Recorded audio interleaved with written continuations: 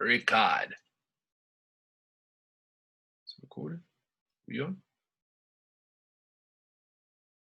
It's recording. It is recording. Okay, cool. All right, so we are going to today look at, we're pretty much towards the end of the arts development course per se.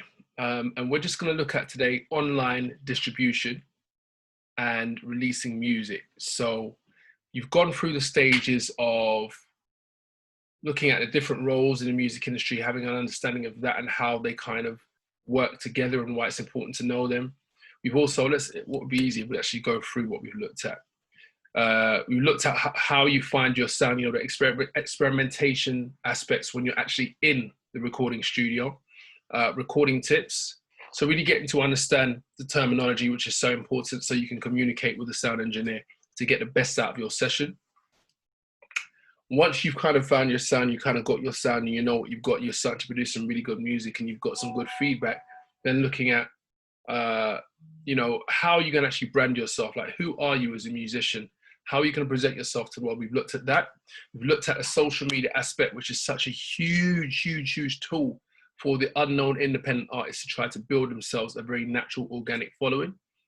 We've looked at essential online tools, you know, such as the SoundClouds and stuff of that nature. And then we've looked at a very important aspect, which is the royalties. How do people make money at the back end? Once you put a song out, how can it actually generate money and continue to generate money? So just as we finish, we come towards the end now, we want to look at, well, how do you actually put music out? So obviously you can upload things for free onto YouTube, onto SoundCloud, Bandcamp, you know, social media. But if you want to actually really get yourself in those, how can I say it, into those kind of online environments where you can draw down royalties, you want to be looking to get yourself onto streaming services. And so to do that, it's good to have a look at all the different streaming services and see which ones suit you according to what you want to do and what's best for you.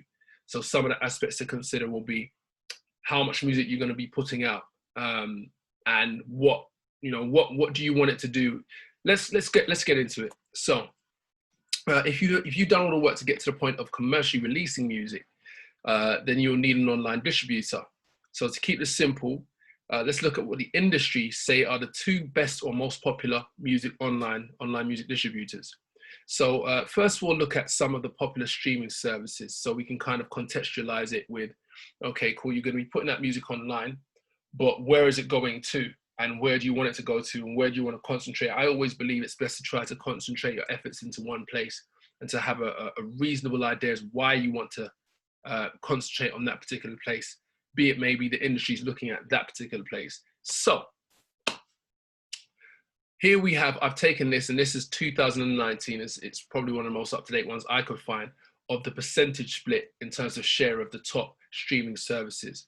So you can see a vast sea of green there, which is Spotify, which is the most popular streaming service, has 35%, or had at least in 2019. I couldn't tell you where it is now, but I'm under the opinion that it still has the lion's share, the vast majority of the lion's share. Then you have, obviously, Apple Music is coming in second. Others, you know, just generally others are 14%. You have Amazon Music. I know from what I did see that YouTube Music is starting to come up high in terms of streaming. However, because they have the video aspect of it, I don't know if they're including that in the counts as well. And if it's, you know, because when you talk about Spotify, you're talking about just audio. So here's a visual representation in 2019 anyway of where people go to stream music. Essentially, that's really what it is, where people go to stream music. So if I'm trying to be logical, I'll say to myself, I want to put most of my efforts into Spotify, getting into playlists on Spotify, and getting known and getting, you know, good following and engagement on Spotify. That's what I would probably go for. Okay. So here we go. Spotify have the lion's share of the music streaming industry. This is why you're likely to hear about Spotify so much. Spotify and Apple Music being the two most used, it will be wise to concentrate your efforts into getting the most streams on these two platforms. For up-and-coming artists, the way to do this is by getting your songs on popular playlists with songs that are in the same musical genre. So if you are a grime artist you want to be looking at grime playlists, and you want to be trying to get your music in those particular playlists, because it's likely that people that listen to grime music, going there to listen to grime music, are going to like your music as well because you're doing grime. So it's just really using logic. So streaming playlists are like prime time radio plays, as they have a large listening audience and give the artist a chance to be exposed to new music fans, and hopefully make some of their new fans grow their profile. Yeah.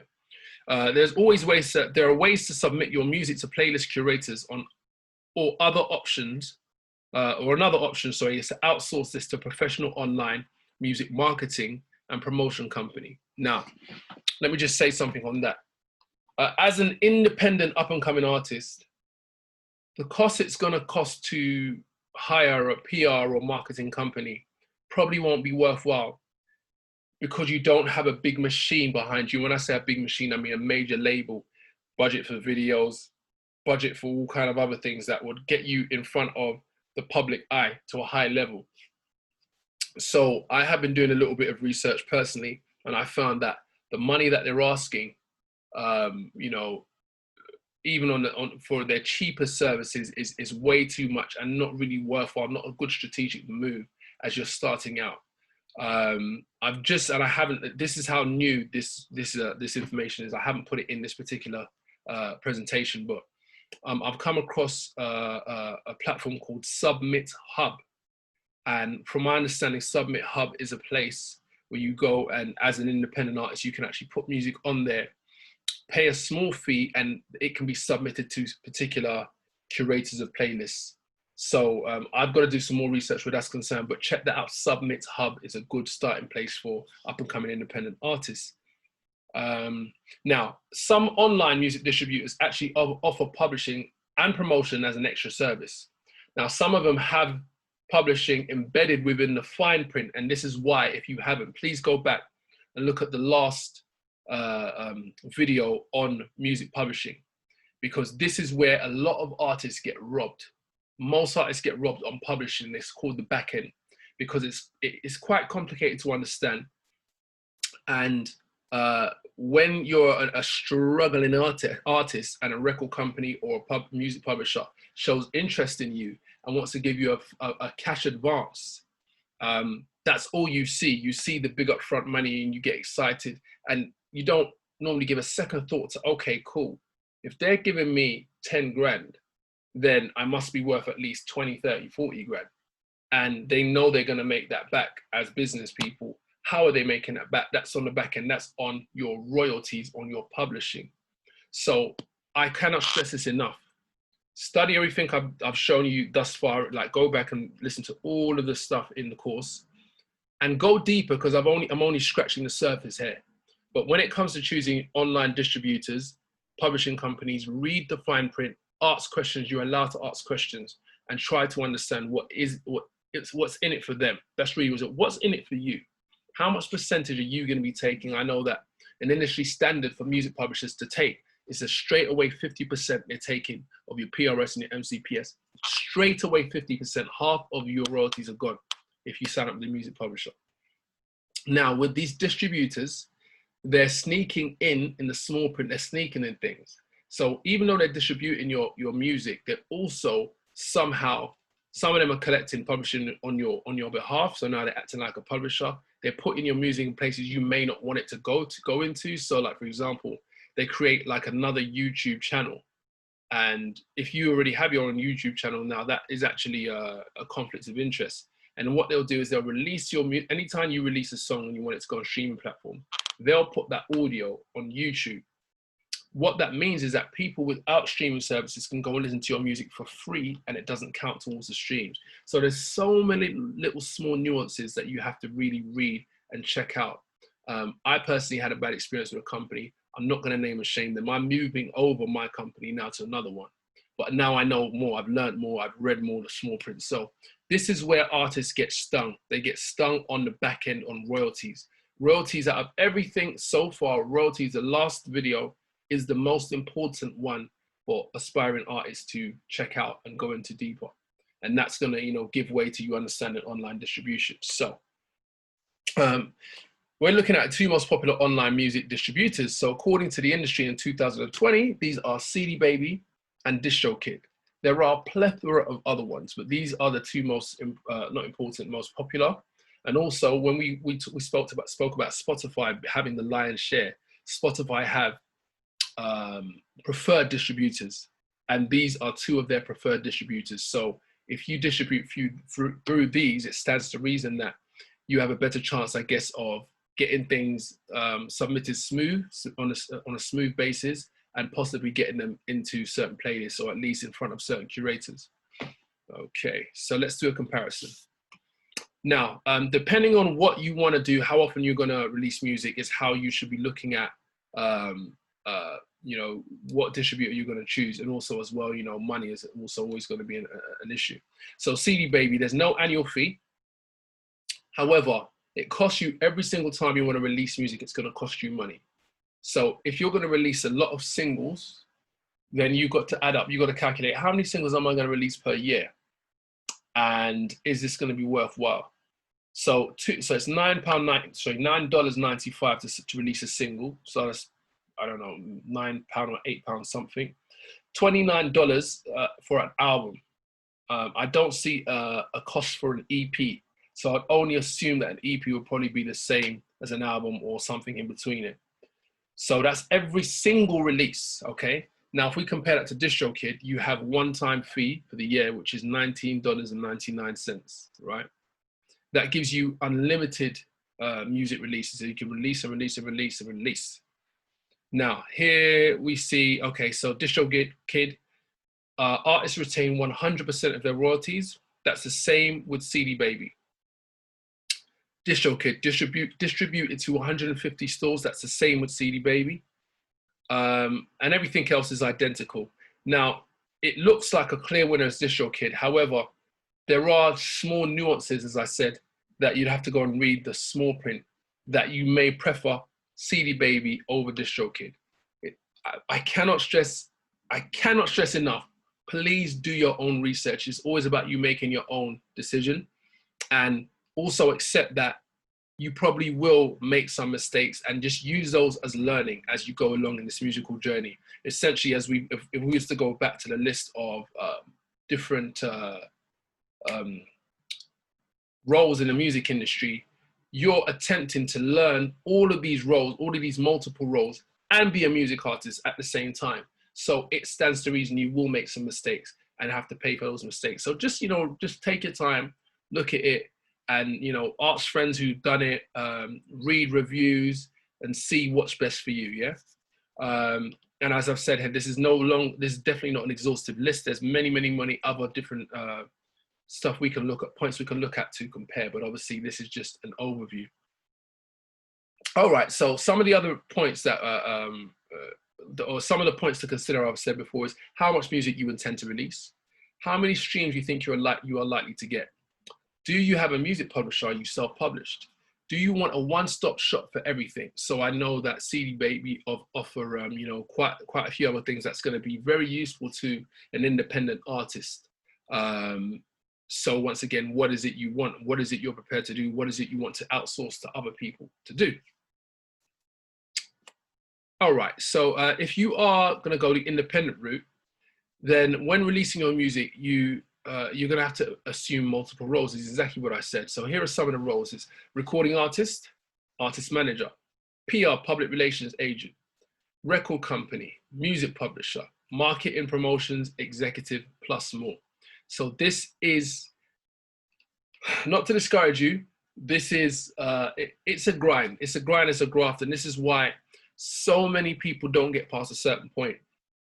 They maybe have really good music, they get good feedback, but they get discouraged because the business side of it is very cutthroat and very difficult to understand and very time consuming. So just really consider how serious you are about music and how far you want to go, and if you're prepared to do that, because it's possible. We see many people do it. You know, at Key's house, we can name people that we know have come to the studio, making their songs, send it to their friends, to actually becoming full-time musicians who are earning a living off of music. It's real, it can actually happen, but it's work. I'm not gonna lie to you, it's work. All right. You know, study. You know, there's press release, post release, to-do lists. You know, make sure you create your own list of steps of what you need to do at every single stage. So at some point you're putting on your artist manager hat, you're putting on your PR hat, you're putting on your music promotion hat, and you're finding out what needs to happen for a release to give it its best chance of success. And you're making sure you do all of those things and committing the time to doing that. Many different blogs out there and YouTube videos that give useful information on what we're talking about. Online classes, there's many things. Okay. So as I was saying, it's important you understand what's at stake, you know, so you are aware and are prepared for your journey. Consistency, strategy, and self-belief are three of the main ingredients. I'm gonna say that one more time.